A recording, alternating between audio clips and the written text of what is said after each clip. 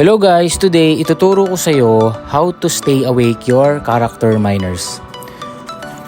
So pagpasok natin in game guys at nakita natin na ganito yung workers natin which is natutulog.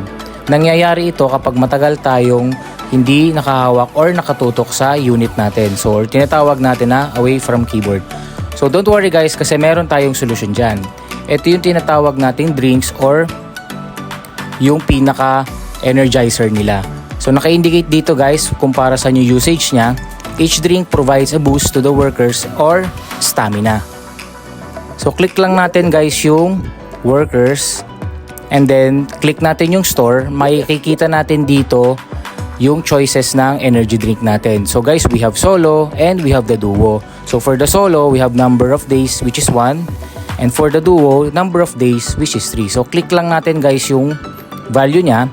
So sa right side ng screen, makikita natin yung confirm. Then click lang natin and nakalagay na dito is item has been purchased. Click natin yung okay and then transaction complete. So pwede nating exit and i-refresh natin siya sa MetaMask. So ulit, pwede nating piliin din yung energy drink number 3. So again, click lang natin yung okay and then transaction complete na ulit.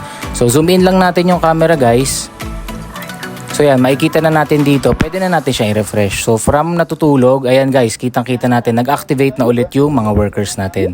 So yan, check lang natin tong trowel. For example guys, nakalagay dito yung drink natin is none. So pag nag-purchase tayo or nag-use yung binili natin kanina na energy drink solo, click lang natin yung use. Ayan, nakalagay dito, thank you for keeping me awake for 1 day. So click lang natin.